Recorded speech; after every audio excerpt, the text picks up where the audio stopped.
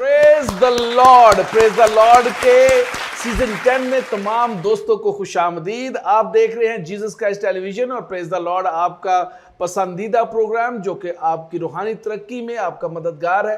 खुदाम की तारीफ हो, आपकी आरा, आपकी खूबसूरत आरा से हम इनकरेज होते हैं और प्रेज द लॉर्ड का प्रोग्राम आप पसंद करते हैं, इसके लिए खुदाम की तारीफ हो। दोस्तों 10वां सीजन चल रहा है और सैकड़ों खादमीन यहाँ पर आकर खुदा के कलाम को पेश कर चुके हैं। ये हमारे लिए एक बहुत ऑनर की बात है।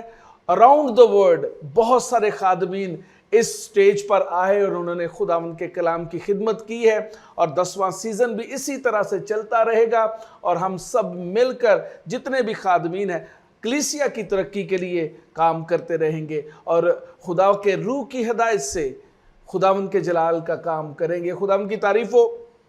आज के इस खूबसूरत प्रोग्राम के लिए आज का जो हमारा टॉपिक है वो बहुत शानदार है और बहुत अनोखा टॉपिक है। शायद आज आप बहुत कुछ सीखने को है, बल्कि यकीनन आप बहुत कुछ सीखने को है, इसलिए अपनी नशिस्तों पर तशरीफ रखें, बंद कर दे सारे काम, टीवी स्क्रीन के सामने बैठ जाएं, क्योंकि आज खुदावंद आपको बरकत देगा और आज कलाम की बातें आप सीख कर कुव्वत पाएंगे और खुदा के जलाल का सबब ठहरेंगे। दोस्तों आज हमारा टॉपिक बहुत शानदार है, यानी आखिरत, यानी तमाम चीज़ों का खात्मा क्यों ज़रूरी है, खुदा के प्लान का हिस्सा क्यों है, खुदा के मंसूबे का ये क्यों हिस्सा है। Why and is necessary in God's plan, तमाम चीज़ों का खात्मा क्यों ज़रूरी है। और आज इस पर मेरे पहले गेस्ट हैं, खुदा के खादम, किसी तारुफ के मुताज नहीं, कैन मिनिस्ट्रीज़ के चेयरमैन फाउंडर और जैसी टीवी पर भी बहुत ज़्यादा आप उनको देखते हैं, दूसरे टेलीविज़न पर भी खुदाम की खिदमत करते हैं, टीचर हैं, प्रीचर हैं, खुदा के खादम हैं और खुदा ने अपने जलाल के लिए इस्तेमाल करता है।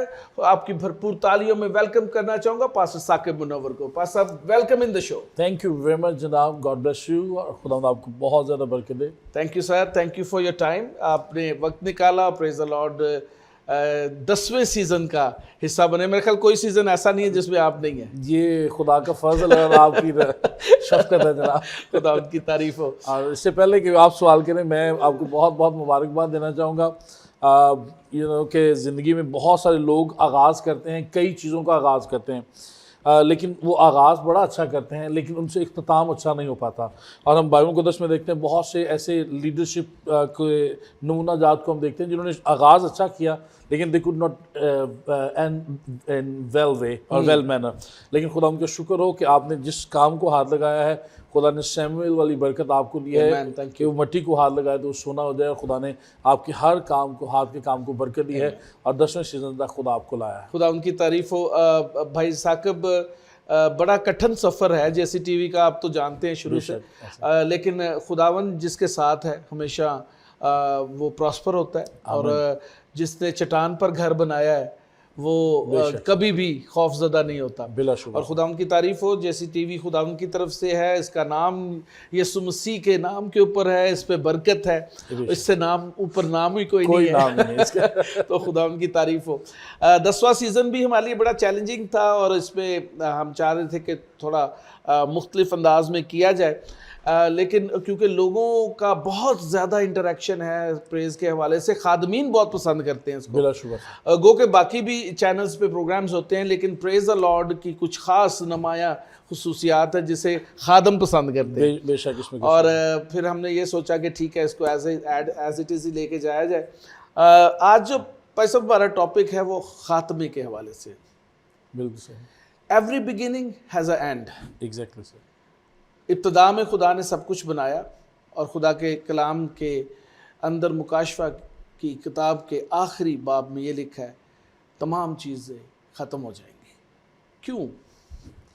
अब एक तो आपने खुद ही जवाब दे दिया। वैसे भी अमूमी तौर पर कहा जाता है कि हर सवाल के अंदर ही उसका जवाब होता है तो आपने खुद कहा हर चीज़ का इख्तिताम है। सो एक हस्ती के जिसका नाम यहोवा पाक खुदा है, खुदा बाप, खुदा बेटा, खुदा रूह कुद्दस, इनको ज़वाल नहीं, ये अल्फ़ा ओमेगा अव्वल और आखिर है। इसके अलावा दुनिया की हर शय, कायनात की हर शय जो है उसको ज़वाल है, वो इख्तिताम की तरफ जाएगी। हम अगर स्पेसिफिकली बात करें इस दुनिया के ताल्लुक से, तो इस दुनिया का ख़ात्मा होना इसलिए भी ज़रूरी है कि जिस चीज़ का आगाज़ जिसे खुदा ने बनाया था उसमें एक बिगाड़ पैदा हुआ, और उस बिगाड़ की वजह से ज़मीन को लानती ठहराया गया या उसे लानत दी गई। तो जिसे खुदा लानत देता है, बेशक खुदा ने उसे हील किया। खुदा यीशु मसीह के मुबारक कदम इस ज़मीन पर, इस धरती पर उतरे, वो मुजस्सम होकर इस ज़मीन पर रहे और 3 साल उन्होंने यहाँ पर खिदमत की। और इस हवाले से हम कह सकते हैं कि दोबारा से काफ़ी हद तक बाबरकत हो गई। फिर रूह कुद्स की नज़ूल की बात करते हैं, लेकिन डेफिनेटली वो जो सिन था जो यहाँ पर हुआ था उसकी वजह से ये ख़ात्मा होना ज़रूर था। पहली बात तो ये। दूसरी मेरे ज़हन में जो बात है बाइबल मुक़द्दस के मुताला करते हुए एज ए स्टूडेंट, वो ये है कि इंसान ने अपनी आज़ाद मर्ज़ी का जब गलत इस्तेमाल किया है तो उसकी वजह से भी ये एक एंड साइड पे जा रहा है या ख़ात्मे की तरफ दुनिया जो है वो जा रही है। और तीसरी बात, चूँकि गुनाह इस दुनिया में है और इब्लीस इस दुनिया में है अपनी तमाम तर कुव्वतों के साथ यहाँ पर कार फरमा है। जहाँ इब्लीस होगा वहाँ अगर वो किसी घर में है तो वो घर कायम नहीं रह सकता। अगर किसी ज़िंदगी में आ गया तो उसकी ज़िंदगी में उथल पुथल होगी, गड़बड़ होगी और चीज़ें तरतीब से ख़राब हो जाएंगी।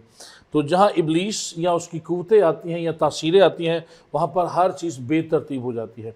लेकिन खुदा उनकी शुक्रगुजारी, जहाँ खुदा का रूह आता है या जहाँ खुदा मौजूद है वहाँ पर हर चीज़ तरतीब में मौजूद होती है। तो ये 3 वजूहात मेरे जहन में हैं जो इस चीज़ को पेश करते हैं। आपने बड़ी खूबसूरत बात की कि जहाँ पे इब्लीस और उसकी कुव्वतें मौजूद होती हैं वहाँ पर जो है वो क़याम नहीं होता, स्टेबिलिटी नहीं होती। गो के वो तो बड़ी कोशिश करता है कि स्टेबिलिटी करे। आज के दौर के अंदर अगर आप रीसेंट सिनेरियो को देखें तो everything is in the Satan's hand, मतलब कि लूसीफेरियन है, पूरा का पूरा निज़ाम हमारा लूसीफेरियन है। जितने भी रूल्स एंड रेगुलेशंस बनाए जाते हैं, बैंकिंग से लेकर खाने पीने की चीज़ तक, तमाम चीज़ें जो इब्लीस के कंट्रोल के अंदर है, इब्लीसी फोर्सेस ही इनको चला रही हैं और कोशिश करती है कि स्टेबलाइज़ किया जाए। कल मैं एक आर्टिकल पढ़ रहा था एजेंडा 2030 के ऊपर, हाउ टू कंट्रोल पॉपुलेशन। तो वो तो स्टेबल करने की हर तरह से कोशिश कर रहे हैं, स्टेबल तो हो नहीं रही। ये आपने बहुत अच्छी बात की और अमसाल की किताब में एक बड़ा खूबसूरत हवाला है कि इंसान की रविशें खुदा के सामने हैं। इब्लीस है या दीगर मखलूक़ात हैं वो इसको इस तरीके से प्लान कर रही हैं, लेकिन इस सारी प्लानिंग के पीछे वो चाह रहे हैं स्टेबल हो, इन चीज़ों का क़याम हो और तरतीबवार आगे बढ़ें। लेकिन अगर यहाँ पर इब्लीसी या डेमनिक स्पिरिट्स काम कर रही हैं तो साथ साथ हमें खुदा का रूह भी काम करता हुआ नज़र आ रहा है। तो रूह कुद्स है जो इन चीज़ों को अभी भी रोके हुए है। वो जिस तरह से चाहते हैं कि प्रिवेल करें या पूरे काम को अपनी मुकम्मल गिरफ्त में लें, खुदा रूह कुद्स की कुदरत की वजह से और ऐसे खुदाम की वजह से जो रूह और सच्चाई के साथ खुदा की परस्तिश करते हैं, उनकी वजह से अभी तक ये चीज़ें उस तरीके से हो नहीं पा रही। वो कर रहे हैं, पेशकदमी बहुत तेज़ी से आगे हो रही है, लेकिन फिर भी खुदा उनका शुक्र, कुछ ऐसे खुदाम हैं, कुछ ऐसे मसीह रहनुमा हैं जो इन चीज़ों को खुदा रूह कुद्स की कुदरत से और उसके दिए गए इख्तियार के साथ रोके हुए हैं। क्योंकि वो यहाँ पर मसीह के सफ़ीर हैं, यहाँ पर मसीह के एलची हैं, तो वो यहाँ पर उस डोमिनियन को भी देख रहे हैं। तो यहाँ पर जिस वक्त हम बात कर रहे हैं ऑब्वियसली सैटन्स किंगडम, लेकिन साथ साथ God's kingdom is on this earth as a partial, वो भी साथ साथ चीज़ें चल रही हैं, इसलिए वो उस तरीके से स्टेबल नहीं हो रही। लेकिन खैर आपसे बेहतर इस बातों को कोई नहीं जानता, क्योंकि आपकी ग्रिप और आपका नॉलेज तलफ थोड़ा सा ज़्यादा है, क्योंकि आप इन सारी चीज़ों को बड़ी गहराई के साथ देखते हैं और इंटरनेट वो रिसोर्सेस हों या फिल्म्स हों या किस तरीके से जो इससे रिलेटेड आप उनको ज़रूर डेफिनेटली देखते हैं। और मैं इस बात की खुदा उनकी शुक्रगुजारी करता हूँ, ख़ासतौर पर टॉपिक के लिए भी, क्योंकि इस वक्त इस चीज़ की बड़ी ज़रूरत है। मैं एक हवाला यहाँ से लेना चाहूँगा, मत्ती की इंजील, मुक़द्दस मत्ती की माफ़ लिखा कि इंजीली बयान उसका 24वां बाब, और यहाँ से बेसिकली शुरू करते हैं। यीशु हैकल से निकल कर जा रहा था कि उसके शागिर्द उसके पास आए ताकि उसे हैकल की इमारतें दिखाएं। वो उस वक्त भी उसे शानो शौकत दिखा रहे हैं, जैसे आपने सवाल किया कि स्टेबिलिटी नज़र आ रही है और हर काम में उनका हाथ और अंसर जो है वो नज़र आ रहा है। लेकिन उन सारी चीज़ों के बावजूद खुदा यीशु मसीह कह रहे हैं कि यहाँ पर कोई किसी पत्थर पर पत्थर बाकी ना रहेगा। ये अपनी काविशें करते रहेंगे, खुदा का रूह अपना काम कर रहा है और वो शुरू से जुम्बिश करता हुआ हमें नज़र आ रहा है। बड़ी खूबसूरत बात। शायद आपने भी एक ऑर्थोडॉक्स बिशप है, उनको फेसबुक पे सुना हो, आजकल बड़े ही पॉपुलर है और बड़ा स्ट्रेट फॉरवर्ड खिदमत कर रहे हैं, खुदा की बुज़ुर्ग खादम हैं। कल मैं ये जो अभी रिसेंट वॉर हो रही है उसके ऊपर उनका बड़ा खूबसूरत एक सुन रहा था बयान। उन्होंने कहा कि क्योंकि ये दोनों कौमें जो आपस में लड़ रही हैं इनके पास यीशु मसीह नहीं है, तो जब तक इनके पास यीशु मसीह नहीं आएगा ये सलामती नहीं आएगी इनके डोमिनियंस में। तो सलामती और स्टेबिलिटी तो यीशु मसीह लेकर आता है ज़िंदगी में। आप देखें कि जिस शख्स के पास निजात होती है वो स्टेबल हो जाता है, वो कायम रहता है और उसके अंदर पीस आ जाता है, वो दुश्मनों से भी मोहब्बत करना शुरू कर देता है और उसकी ज़िंदगी यकसर तब्दील हो जाती है। तो ये सारी चीज़ें जो है वो खुदा अपने तौर पे, आप जैसे कह रहे हैं कि कोशिश कर रहा है, खुदा अपने तौर पे एक अलग से जो है प्लान के साथ काम कर रहा है, लेकिन इब्लीस भी अपना प्लान जो है वो एग्जीक्यूट किए हुए है और खुदा नहीं चाहता कि उसके प्लान के अंदर इंटरफेयर करे, क्योंकि विल जो है वो फ्री है। इसलिए कि मर्जी आपकी है, दो डोमिनियंस में से कौन सी में आप जाना चाहते हैं, किस किंगडम का हिस्सा बनना चाहते हैं। तो खुदा इब्तिदा में भी जब आदम और हवा को बनाया फ्री विल दी, आज भी फ्री विल पर कायम है, लेकिन वो अपने मंसूबे में भी कायम है। बेशक, इसमें कोई शक नहीं। देखें, मैं इस बात को देखता हूँ, मैं अपने बचपन में अपने माजी की तरफ निगाह दौड़ाऊँ तो कई काम ऐसे थे जिसमें मेरी विल ही नहीं थी या मेरी ख्वाहिश नहीं थी कि मैं इस तरफ से ये काम करूँगा या इस फील्ड में जाऊँगा या ये जॉब करूँगा। और खुदा अपनी उंगली से मेरे लिए रास्ते ट्रेस करता रहा, मेरी समतों को मुतय्यन करता रहा, मुझे डायरेक्शन फ्राहम करता रहा। और अब जब मैं खादम बनाऊँ तो मैंने देखा कि जितना माजी का मेरा तजुर्बा था वो खुदा उनकी पाक मर्जी थी कि वो मुझे इन मराहल में से गुजार कर लाया है। तो मैं अक्सर कहता हूँ, he paves the way in front of me so that I can walk through those lines. तो खुदा हमें उन हालात में से गुजार कर वहाँ पर लाता है। हम सोच रहे होते हैं कि शायद ये हमारी मर्ज़ी नहीं है और खुदा शायद नज़र नहीं आ रहा, खुदा शायद काम करता नज़र नहीं आ रहा। और अक्सर औकात जब मसाइल या परेशानियाँ या इज़हार सानी आती हैं तो अमूमी तौर पर हम भी ऐसे कुफर अंगेज़ जुमले या बातें करते हैं जो खुदा के कलाम के या खुदा के सिफ़ात के मुनाफी हैं। चाहे हम ईमानदार हैं और मसीही कहलाते हैं, खुदा के फज़न कहलाते हैं, लेकिन फिर भी ऐसे जुमले बोलते हैं, हमें लगता है खुदा नहीं है, खुदा काम नहीं कर रहा। लेकिन उन हालात में भी, जैसे कि अभी आपने बात की और बड़ी खूबसूरत बात है कि खुदा उन हालात में भी काम कर रहा था। जहाँ आपको लगे कि गुनाह ज़्यादा हो गया है, बदी ज़्यादा बढ़ रही है, मुखालफत ज़्यादा बढ़ गई है, खुदा हमें वहाँ पर भी काम करता नज़र आएगा। और इसकी मैं मिसाल इस तरीके से देना चाहूँगा, बाइबल मुक़द्दस में से 3 दोस्त हमारे सामने आते हैं, सदरक, मिशक, अब्दुन्नजू, हननिया, मिसाइल और एक दूसरे का नाम मुझे अबरानी नाम भूल गया, लेकिन सदरक, मिशक, अब्दुन्नजू हम इसको देखते हैं। उन्होंने उस मूरत को सिजदा करने से इनकार किया और उनके लिए सज़ा ये थी कि उन्हें आग की भट्टी में डाला जाएगा। उन्होंने कहा हम इस बात को कबूल करेंगे, हमारा खुदा हमें बचाएगा। लेकिन उससे अगले नेक्स्ट लेवल पे जो बात की उन्होंने ये कही कि अगर ना भी बचाए तो फिर भी हम उसका इनकार नहीं करेंगे। अब बज़ाहिर उन्हें कुछ नहीं लग रहा कि कोई किसी तरह से कोई मदद नहीं आ रही, कोई हाथ दिखाई नहीं दे रहा, उन्हें पकड़ा गया है, शायद उन्हें बांधा गया हो और बांध के उन्हें भट्टी में फेंका गया है, तब तक खुदा की मदद उन्हें नज़र नहीं आई। लेकिन उन सारे दिनों में, उन हालात में खुदा वहाँ पर फिर भी कार फरमा था और काम कर रहा था। और जब आग की भट्टी में 3 को फेंका गया है तो देखने वालों ने कहा है कि फेंकने वाले जल गए हैं, लेकिन हमने फेंके 3 थे, लेकिन हमें नज़र 4 आ रहे हैं। तो इसके लिए एक रवायत है, मैंने अपने सादे मोहतरम पादी हिस्किल साहब से सुनी। वो कहते हैं कि एक रवायत है कि खुदा ने आसमान पर एक मीटिंग बुलाई जब इनको फेंका जाने वाला था। तो खुदा ने फरिश्तों को, मलाइकों को इकट्ठा किया, कौन मेरे इन 3 रासपास बंदों को बचाने के लिए जाएगा। तो फरिश्ता पहला आया मिकाइल फरिश्ता, उसने कहा खुदा मुझे 2 मिनट दीजिए, 5 मिनट दीजिए, मैं जाऊँगा। खुदा ने कहा ये बहुत ज़्यादा वक्त है। तो मिकाइल के बाद जिब्राइल आया, कहता मुझे 2 मिनट दें, मैं 2 मिनट में आनन फन जाऊँगा, इनको बचा लूँगा। खुदा ने कहा ये भी बहुत ज़्यादा है। तो खुदा ने कहा मेरा बेटा यीशु कहाँ है? हालांकि वो अलीम कुल है, लेकिन एक लेजेंड है, एक रवायत है। तो खुदा यीशु की आवाज़ उस आग की भट्टी में आई कि बाप, मैं तेरे लोगों को बचाने के लिए पहले ही आग की भट्टी में उतर आया हूँ।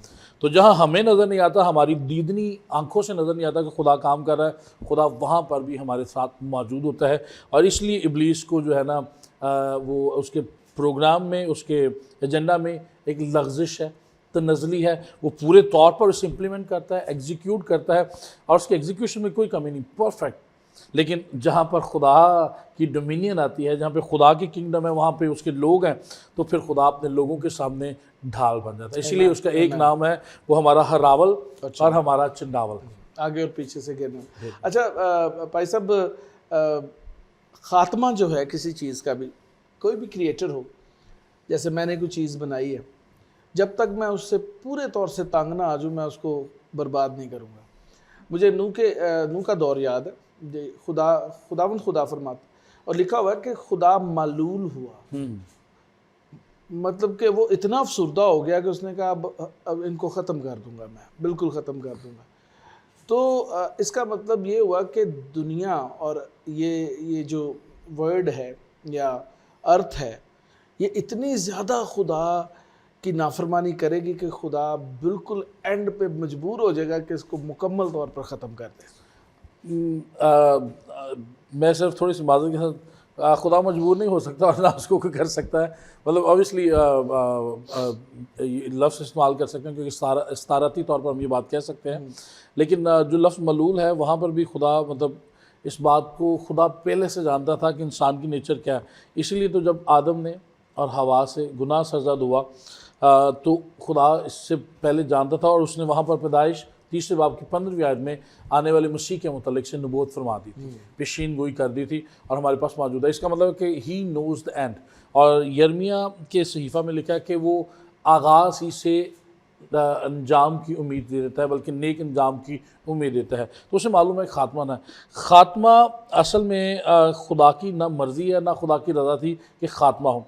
अगर हम खुदा का मनसूबा देखें तो इंसान के लिए, मेरे लिए और आपके लिए मौत खुदा के मंसूबे में नहीं थी। बहुत खूबसूरत। हाँ जी। खुदा के मंसूबे में मेरे लिए और आपके लिए अब्दी हयात थी। हमेशा पुराना अहदनामा देख लें चाहे नया नामा देख लें, हनूक हमें सबसे पहले नज़र आता है। खुदा ने हनूक को लिया, 65 बरस की उम्र में उसने खुदा उनको कबूल किया, या वो खुदा के साथ साथ चलना शुरू हुआ। 300 बरस वो चलता रहा और फिर खुदा ने उसे ज़िंदा आसमान पर उठा लिया। अब यहाँ पे वो जो रैप्चर का इनकार करते हैं या इज़हार सानियों का इनकार करते हैं, उनके लिए इस बात में भी एक बड़ा खूबसूरत पहलू या भेद छुपा हुआ है और वो इस बात को जान सकते हैं। खुदा ने उसे ज़िंदा आसमान पर उठा लिया। फिर हमें मुक़द्दस एलिया नज़र आते हैं, मर्द खुदा, बहुत बड़ा नबी, और पुराने अहदनामा में उसे नबियों का सरदार भी कहा जाता है। खुदा ने उसे भी ज़िंदा आसमान पर उठा लिया। अब एलिया और हनूक के दरमियान सर एक वाक़या और भी हुआ है जिसका आपने भी जिक्र किया, मर्द खुदा नूह के ताल्लुक से जो रास्तबाज था, और वहाँ पे हमें तबाही बर्बादी नज़र आती है। तो मेरा ये मानना है, अक्सर मैं इस बात को पेश करता हूँ कि कलीसिया उठा ली जाएगी, मुसीबतें आएंगी और फिर जो बाकी होगी उसको भी उठा लिया जाएगा। तो ये मैं इस मंज़र को इस तरीके से लेता हूँ। अब वहाँ पर फिर भी रास्तबाज शख्स था नूह, और उसकी वजह से 7 और जाने, कुल मिला के 8 जाने खुदा ने बचाई और एक कश्ती उसे बनाने का हुक्म दिया। और बाइबल मुक़द्दस में ये नहीं लिखा, लेकिन तारीख़ी कुतुब बताती हैं कि 120 बरस तकरीबन लगे उसे इस कश्ती बनाते हुए, और सारे दौरानी में लोग उसका मजाक उड़ाते रहे, वो मुनादी करता रहा, लेकिन उसका किसी ने यकीन नहीं किया। फिर भी खुदा ने पानी भेजा, तूफ़ान आया और उसे बचाया।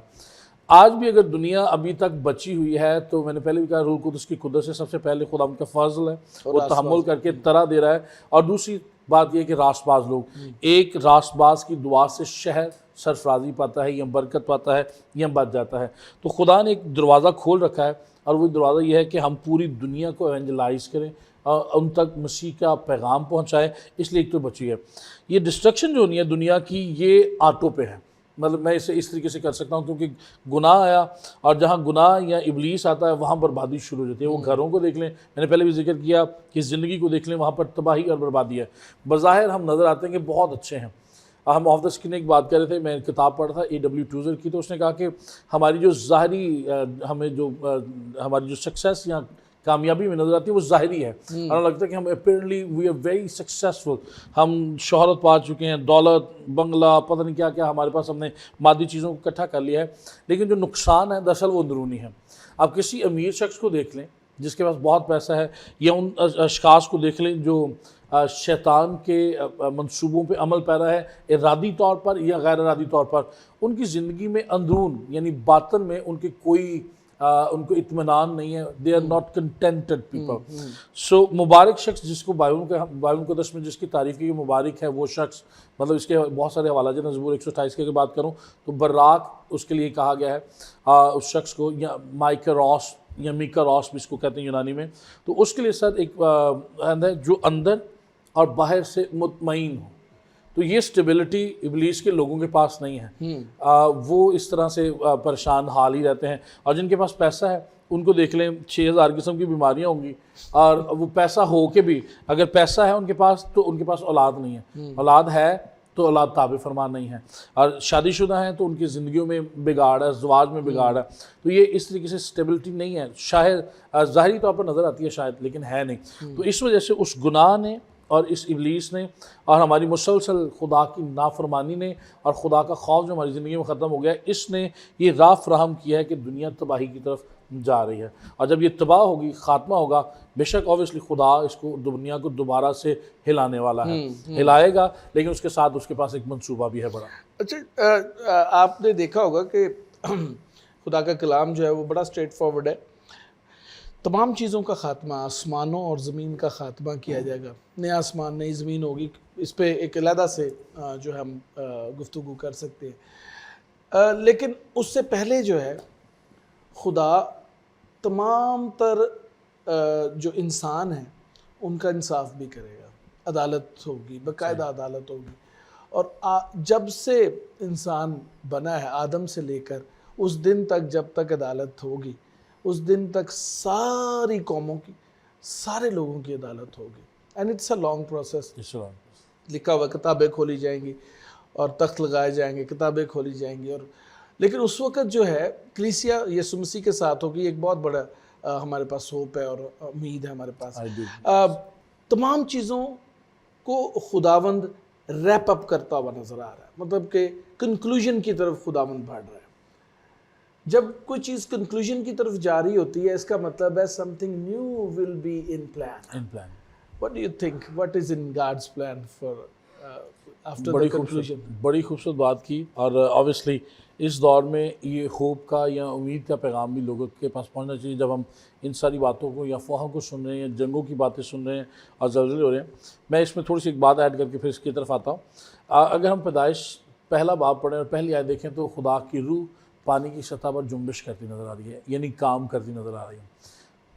किताब मुक़द्दस की जो आखिरी किताब है, मुकाशिफ़ा की किताब जो है, उसे देखें तो खुदा यीशु मसीह बैठा हुआ नज़र आ रहा है, तख्त नशीं है, और उसका चेहरा जलाली दिखाया जाए, उसके पाँव पीतल के से हैं, वो सारा मंजरनामा वहाँ भी बड़े खूबसूरत तरीके से बयान किया गया है। तो यहाँ पर स्टेबिलिटी की जब बात हो रही थी तो स्टेबिलिटी, इब्लीस तो इधर उधर भाग दौड़ रहा है, उसको पकड़ो उसको पकड़ो। बाइबल मुक़द्दस बयान भी करती है कि वो फाड़ने वाले शेरे बब्बर की तरह धाड़ता फिरता है कि किसको खाऊं। तो ये स्टेबिलिटी नहीं है उसमें। स्टेबिलिटी हमारे खुदा में है। पहले वो काम कर रहा है और अब बिल्कुल मुतमईन अंदाज में बैठा है कि मुझे मालूम है मेरे पास मंसूबा है। वो माजी को जानता है, वो हाल को जानता है, वो मुस्तकबिल को भी जानता है, तो उसके पास मंसूबा है और बड़े आराम से बैठकर इन सारी बातों को देख रहा है और साथ साथ अपने लोगों की मदद भी फ्राहम कर रहा है। तो ही हैज़ अ नाइस मतलब आप कह लें मंसूबा है, उसकी प्लानिंग है। और नया आसमान और हम नए यरूशलेम को भी देखेंगे जो उतरता हुआ हमें नज़र आएगा। फिर 1000 साल दौर हमें नज़र आता है, उसमें हम खुदा उनके साथ होंगे और खुदा उनके साथ रहेंगे। और सबसे बड़ा हमारे लिए एजाज़ ही होगा कि हम खुदा उनकी हजूरी में होंगे, वहाँ पर ना आहो नाला ना मातम होगा। और फिर उसके बाद ऑब्वियसली इंसाफ है, सारा कुछ है। तो फिर खुदा के साथ हम अब्दियत में हमेशा हमेशा वक्त गुजारेंगे और ये हमारे लिए सबसे बड़े एजाज़ और अजर और उम्मीद की बात है। Praise the Lord. बहुत भाई साहब, मैं इसके लिए ये भी पहनता हूँ अक्सर, वो कभी कभी ना ये होपफुल डीएन है कि मेरे पास जिंदा उम्मीद है, जिंदा मसीह मेरे पास है। बेशक साइंटिफिकली इसे देखें तो यीशु मसीह के लहू की वसीला से इंसान का डीएनए ऑल्टर कर दिया गया and he is a new creation now. पुरानी चीज़ें जाती रही, सब नहीं होगी। खुदा उनकी तारीफ हो। दोस्तों, बड़ी खूबसूरत बातें पास्टर साकिब मुनव्वर से आपने सुनी है, क्योंकि हमारे प्रोग्राम का वक्त जो है वो बहुत ही महदूद होता है, लेकिन इस पे आप और ज़्यादा जो है इंटरेक्ट कर सकते हैं। अगर आप ये प्रोग्राम देखते हैं, अगर कोई सवाल है उसको ज़रूर यूट्यूब पे या हमारे व्हाट्सएप नंबर के ऊपर ज़रूर भेजा करें, ताकि हम उसका जवाब दें और आप जो है वो तरक्की कर सकें और आप खुदावंद में और ज़्यादा बढ़ सकें। एक चीज़ भाई सब बताता चलूँ, ज़मीन और आसमान तो नया होगा, लेकिन एक और चीज़ का ख़ात्मा भी है जिसका जिक्र बाइबल मुक़द्दस में है, और वो है मौत का भी खात्मा। मौत का मुकम्मल खात्मा खुदावंद ने करना, मौत को मौत दे देनी। हाँ जी, मौत का भी खात्मा, क्योंकि मौत के वसीला से सारी चीज़ें आई हैं। तो मौत को भी खुदावंद ख़त्म कर देगा और फिर अबदी ज़िंदगी और अबदी सब कुछ अबदी होगा, सब हम कुछ बाप अबदी के साथ होंगे। खुदा उनकी तारीफ हो। दोस्तों इधर एक छोटा सा ब्रेक लेते हैं, ब्रेक में खूबसूरत सॉन्ग सुनते हैं। कहीं ना जाइएगा, सॉन्ग भी बड़ा खूबसूरत है, सुनिए, क्योंकि इसके बाद एक और सेशन है जिसमें सेम टॉपिक के ऊपर हम बात करेंगे। Stay tune with Jesus Christ television. खूबसूरत सॉन्ग सुनते हैं और ब्रेक के बाद दोबारा आपकी खिदमत में आता है। खुदा उनकी तारीफ।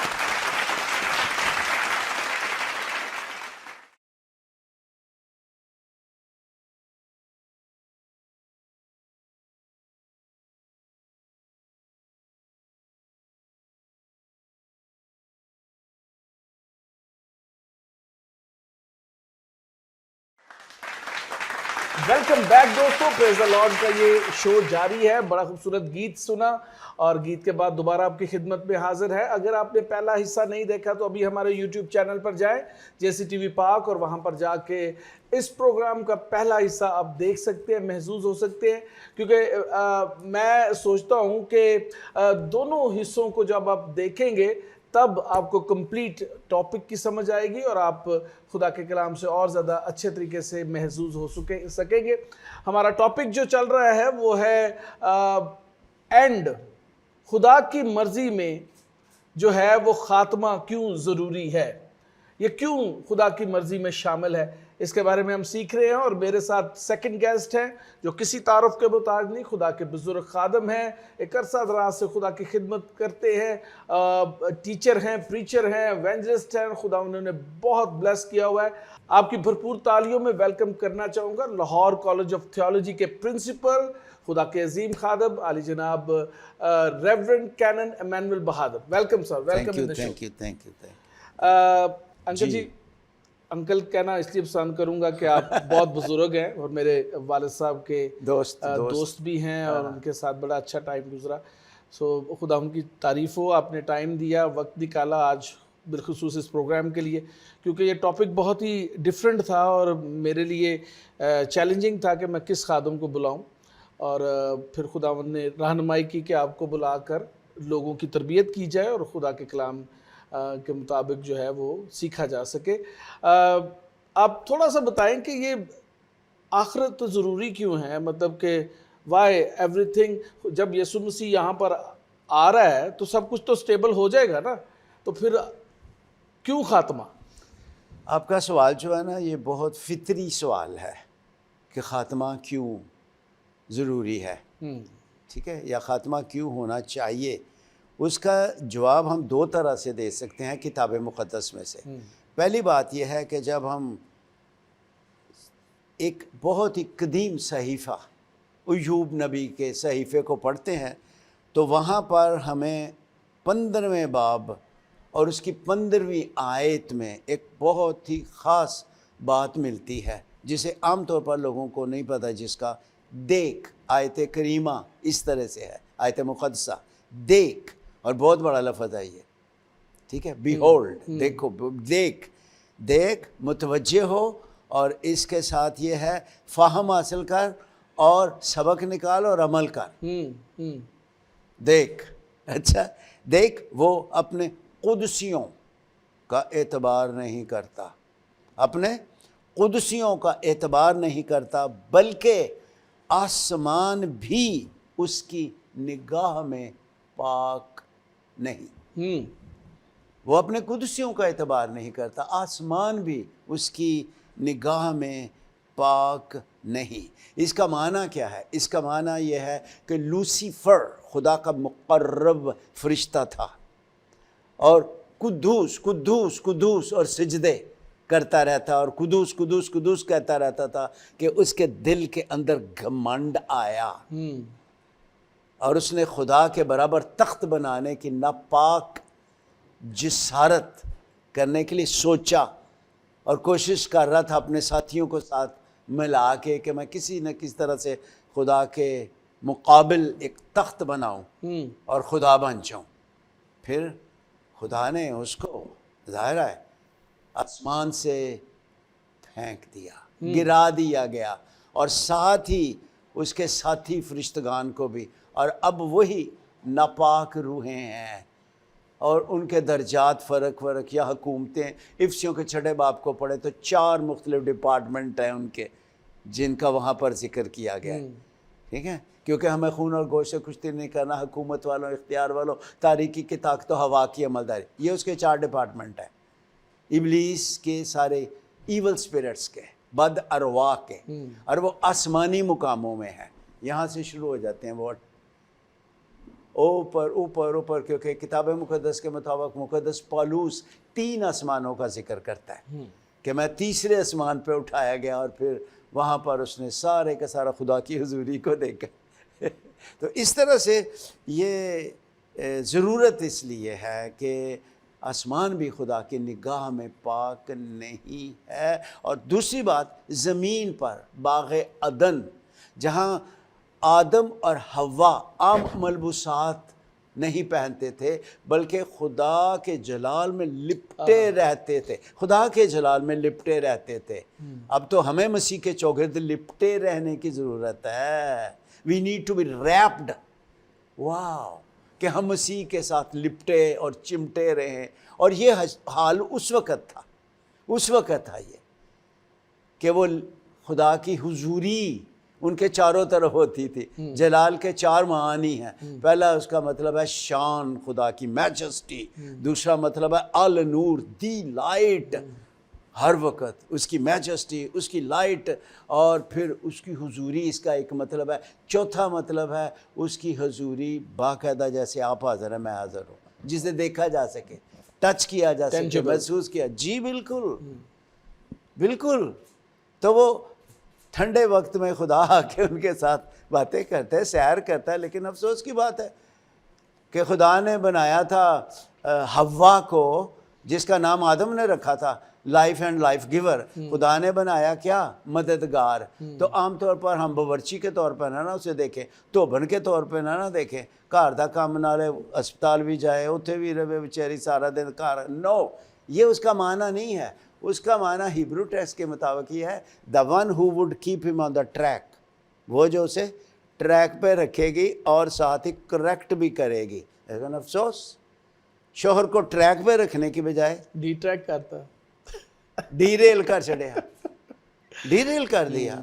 बजाय इसके कि अच्छा मशवरे देती, वो इब्लीस के नरगे में आ गई और शोहर को भी अपने साथ मिला लिया। और जहाँ मैं ये सीखता हूँ, हम ये सीखते हैं कि इब्लीस आपके करीब तरीन साथी के वसीले से आप पर अटैक करेगा, जो हमारे बहुत प्यारे हैं, जैसे दलैला, शमसून, काजी। दलैला के वसीले उसने अटैक किया है, यहाँ पर हवा के वसीले। और भी कलाम पाक में कई एक जगहों पे हम पढ़ते हैं यीशु मसीह के करीब तरीन यहूदा इस्करियोती, करीब तरीन। बिल्कुल ठीक आपने फरमाया है ना। तो इस तरह से वो करीब तरीन साथियों को इस्तेमाल कर लेता है। इसलिए नीड टू बी केयरफुल, बहुता भी किसी ने तंगाड़े नहीं चलाना। ठीक है ना। इसलिए ये देखिए, ये 2 ख़ास असबाब हैं, एक तो इब्लीस की नाफरमानी और एक हवा और आदम की नाफरमानी। अब ज़मीन लानती है, अब ज़मीन ऊंट कटारे, खुदा ने सज़ा दी हुई है। ज़मीन पर देखिए किस कदर टर्माइल है, किस कदर दुख है, किस कदर तंगी, मुसीबत, बेहाली, बदहाली, बीमारी, अफलास, गुर्बत, किस कदर। और ये कम नहीं हो रही, ये बढ़ती चली जा रही हैं। और वो 4 घोड़े जिनका जिक्र है, उनमें से एक घोड़ा काला कहत की तरफ इशारा है, एक घोड़ा पीला मौत की तरफ इशारा है। अमवात किस कदर हो रही हैं। और एक घोड़ा लाल है, वो खून खराबे की तरफ इशारा है। और ये कम नहीं हो रहा रेशो। ये तो भाई साहब, जब आदम ने गुनाह किया तो खुदावन ने पहले ही इंटीमेट कर दिया था कि ज़मीन तेरे लिए ऊंट कटारे उगाएगी, लानती हुई तेरे से। तो जो ऊंट कटारे हैं वो तो इंसान के साथ रहेंगे ना, वो तो लानत की निशानी है, रहेंगे। लेकिन जब एंड टाइम के उस वक्त ये सब चीज़ों का फिर खातिमा हो जाएगा, फिर खातिमा हो जाएगा ना, फिर नया आसमान नई ज़मीन फिर वजूद में आ जाएंगे। उसको अभी हम देख लेंगे जैसे जैसे आएंगे। तो इसलिए ज़रूरत है। अब डॉक्टर बिली ग्राहम भी कहता है, पहले हम बैठे हुए थे तो बात हो रही थी कि हर शख्स के अंदर एक हर मजदून है, तंगी, मुसीबत, मुश्किल, बीमारी, बदहाली। कोई शख्स दुनिया का ऐसा शख्स नहीं है। इसलिए नए आसमान नई ज़मीन की ज़रूरत है। एंड टाइम आना चाहिए ताकि सब कुछ बदल जाए।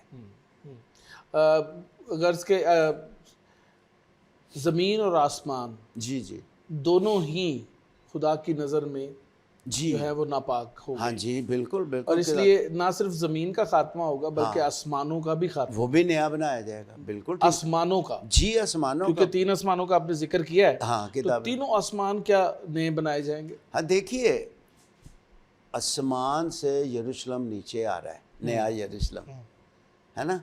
तो उसके लिए ये सारी जो जिसे साइंस कहती है, पूरे तौर पे एग्री भी नहीं साइंटिस्ट होते, कश से सकल, और कभी वो कुछ कहते हैं, कभी वो कुछ कहते हैं।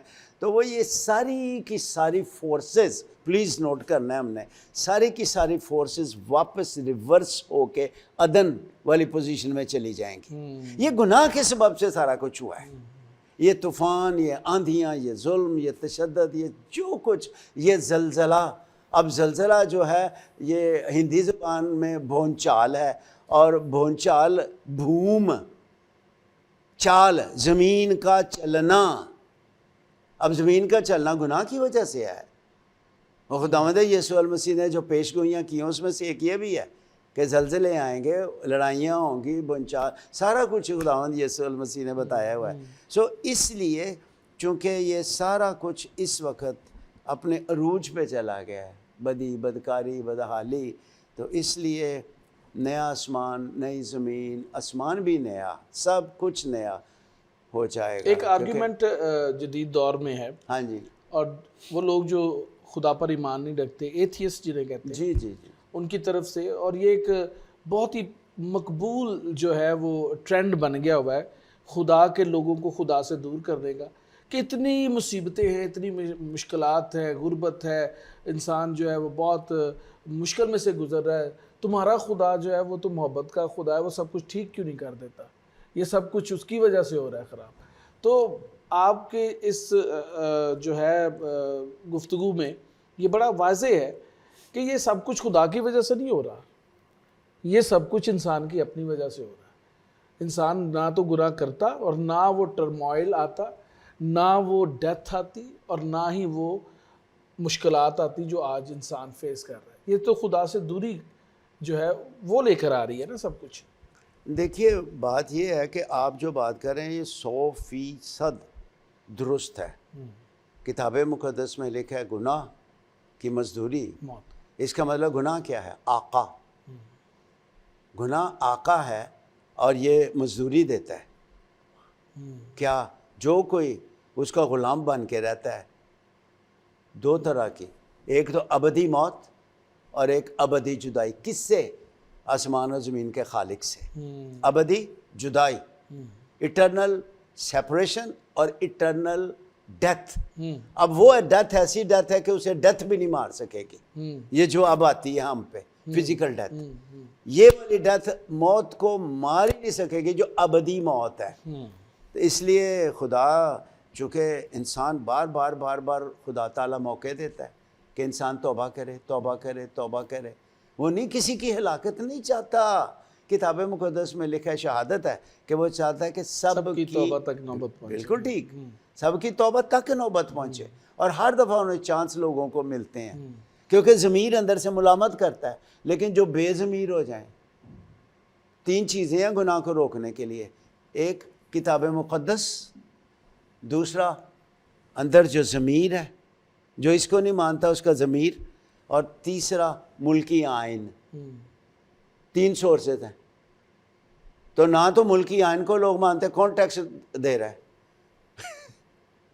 मुल्की आइन जितने, उनको कैसे तो कर रहे हैं हम? ना मुल्की आइन, ना ज़मीर जो शरीयत है अल्लाह ताला की तरफ से, वो भी तो एक शरीयत की मानद है ना। और ना ही ये लोग, तो ना किताब मुक़द्दस। और एथियस्ट, पहले हमें एथियस्ट कहते थे, अब उन्होंने नई टर्में अपने लिए ईजाद कर ली हुई हैं, मॉडर्निस्ट। अब मॉडर्निस्ट के बाद आ गया पोस्ट मॉडर्निटी। हैं वो वही, लेकिन अपने वो टाइटल बदल बदल के, रूप बदल बदल के लोगों को बर्बाद करने की नापाक कोशिश कर रहे हैं। किताब मुक़द्दस से मोहब्बत भरे खुदा से दूर ले जाने की कोशिश कर रहे हैं। मोहब्बत भरा खुदा तो बड़ी अजीब बात है। खुदा ने दुनिया से ऐसी मोहब्बत रखी। वहाँ जो ओरिजिनल ओरिजिनल टेक्स्ट के मुताबिक उसका माना है खुदा ने शरारत की दुनिया से मोहब्बत की। कौन करता है शरीरों से प्यार? अल्लाह ताला, खुदा ताला।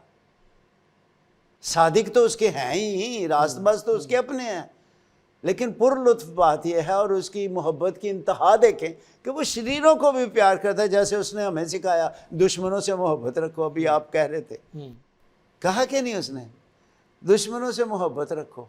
वाह, तो वो तो मोहब्बत करना तो नहीं बंद करेगा, वो मौके देता जा रहा है, देखता जा रहा है, इससे पहले कि एंड टाइम आ जाए।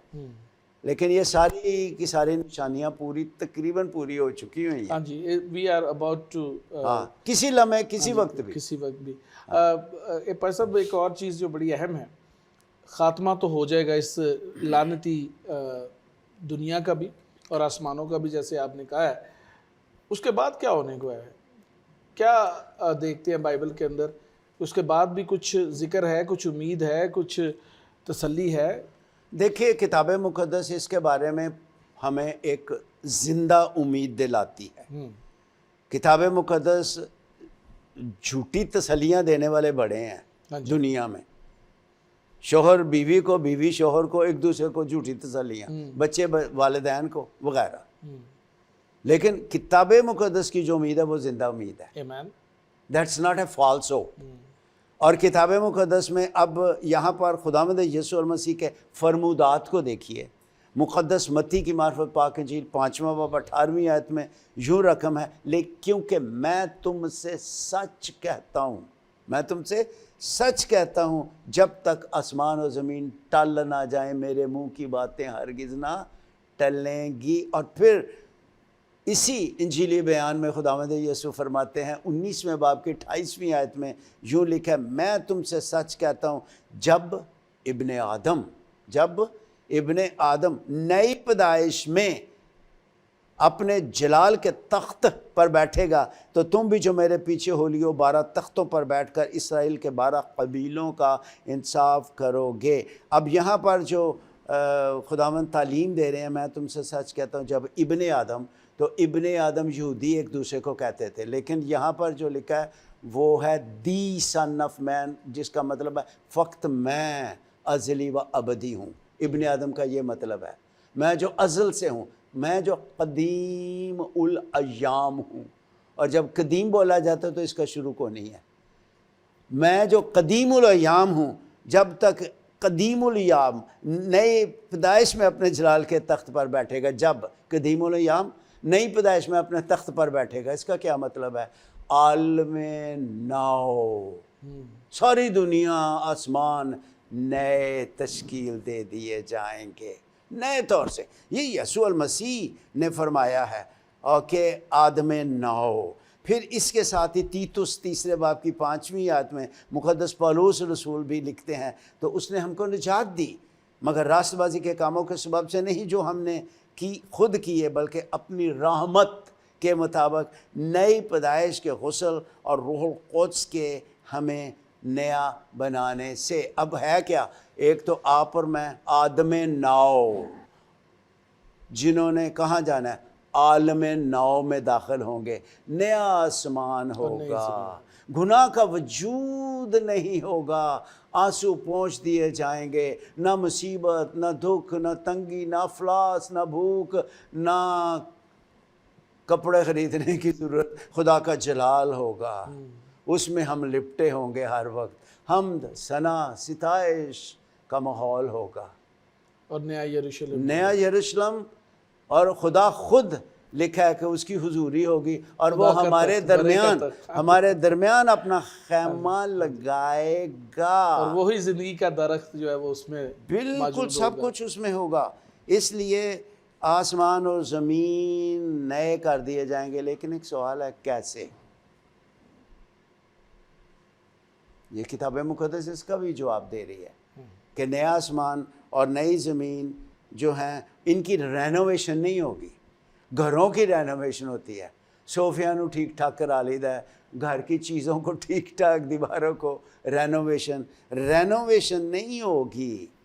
जिस तरह तूफ़ान नू आया और रेनोवेशन होगी, जी नहीं, बल्कि इसकी जगह बड़ी अजीब बात है, इसकी तशरीह को हमने सीखना है। करंथस की कलीसिया के नाम लिखे के ख़त के दूसरे बाब की 5वें बाब की 17वीं आयत है, इसलिए अगर कोई मसीह में है तो वो नया मखलूक है। इसलिए अगर कोई मसीह में है तो वो नया मखलूक है, पुरानी चीज़ें जाती रहीं, देखो वो नई हो गई। अब पुरानी चीज़ें जाती रही, पुरानी आदतों की बात नहीं वो कर रहा। इसका क्या मतलब है? इसका मतलब है इस मुक़द्दस आयत में दो ख़ास बातें हैं कि अगर कोई मसीह में है, जैसे कमरे में, स्टूडियो में, जो कोई मसीह में, इन खरिस्तोस, जो मसीह में है वो नया मखलूक है। अब पुरानी चीज़ें, ये आलम नौ की तरफ इशारा है। सूरज, चाँद, सितारे, नदी, नाले, दरख्त, सब कुछ नए हो जाएंगे, सारा कुछ ही बदल जाएगा। इस आयत में दो ख़ास बात, थियोलॉजी की, इलाहियात की ख़ास दो खुशी की खबरें हैं कि एक तो हम बदल जाएंगे, एक पूरे का पूरा आलम, ज़मीन आसमां तजदीद नौ हो जाएगी। आमीन। इसको इस तरह से ये लिखा हुआ है। इसलिए नई फितरत मिल जाएगी, नई अक्ल मिल जाएगी, नई बसीरत मिल जाएगी, रूहुल कुद्स की गहरी हुजूरी। अभी तो पाक रूह आपको कितना उसने अंदर से नया किया हुआ है, अभी तो ये बयाने में मिला है। जैसे कोई प्रॉपर्टी ख़रीदने जाते हो, बयाना देते हो, फर्स्ट इंस्टॉल। अच्छा चलो, आपकी शादी हुई थी, मुझे पता है शादी से पहले, वेडिंग रिंग से पहले क्या हुआ था? मंगनी। तो मंगनी के वक्त क्या होता है? मंगनी दी अंगूठी। ये वैसे ही है बयाना। अभी हमको क्या मिला है? जिस तरह मंगनी दे वेले अंगूठी मिलती है, अभी तो शादी वाली अंगूठी यीशु ने आना है जिस दिन दूल्हा आ रहा है दुल्हन को लेने, मिलाप अबदी हो जाएगा। तो रूहुल कुद्स अभी तो बयाने में मिला है, एक निशान है कि तू मेरी है तो मैं तेरा हूँ, कलीसिया। तो जब वो आएगा तो फिर तो सारा कुछ ही पूरे तौर से तब्दील हो जाए, पुरानी इंसानियत नई इंसान। अभी तो नया हो जाए। बीच में गुनाह जोर मारता रहता है। और जिस्म है तो सारी बात है होगा। अभी तो बातन बदलता जा रहा है, अभी पूरे तौर से बदलाव आएगा जब यीशु जी आएंगे, फिर रूहुल कुद्स की भी गहरी हुजूरी होगी। ठीक है जी, हाँ जी। बहुत खूबसूरत। दिल तो कर रहा है कि अब इसको और ज़्यादा जो है सीखे, लेकिन क्योंकि टाइम महदूद है डॉक्टर साहब, भाई साहब, और लेकिन इसको ज़रूर, इसको हम थोड़ा सा और आगे लेके चलेंगे नेक्स्ट प्रोग्राम में, ताकि और सीख सके नया आसमान, नई ज़मीन, नई यरूशलेम के हवाले से। लेकिन इस वक्त मैं आपका शुक्रगुजार हूँ, जितना भी टाइम आपने दिया, बड़े ही मुफस्सल अंदाज में आपने खूबसूरती से ख़ात्मे को बयान किया कि क्यों ज़रूरी है और नया आसमान और नई ज़मीन क्यों ज़रूरी है। Thank you very much for your time. दोस्तों, वक्त की किल्लत की वजह से बहुत कुछ बयान नहीं किया जा सकता, लेकिन जब आप इसे देखते हैं, अगर कोई आपका सवाल है तो ज़रूर सवाल किया करें। अगर यूट्यूब पर आप देखते हैं, सवाल भेजें। अगर केबल पर, सैटेलाइट पर देख रहे हैं, सवाल भेजें। हमारे नंबर्स मौजूद हैं, हमारे कॉन्टेक्ट मौजूद हैं। आप ज़रूर सवाल करें ताकि उसको और ज़्यादा बेहतर अंदाज में पेश किया जाए, ताकि कोई शख्स भी अदब मार्फत की वजह से हलाक ना हो, बल्कि खुदा के कलाम की रोशनी में चलता चला जाए और खुदावंद उसकी ज़िंदगी में इज़्ज़त पाता चला जाए। अगले प्रोग्राम तक इजाज़त दें। नए खादमीन के साथ, नए प्रस्तारों के साथ दोबारा मुलाकात होगी। अपना ख्याल रखिएगा। देखते रहिए जीसस क्राइस्ट टेलीविज़न और खुदावंद में मजबूत होते चले जाए। खुदावंद यीशु मसीह जल्द आ रहा है। आमीन। Praise the Lord.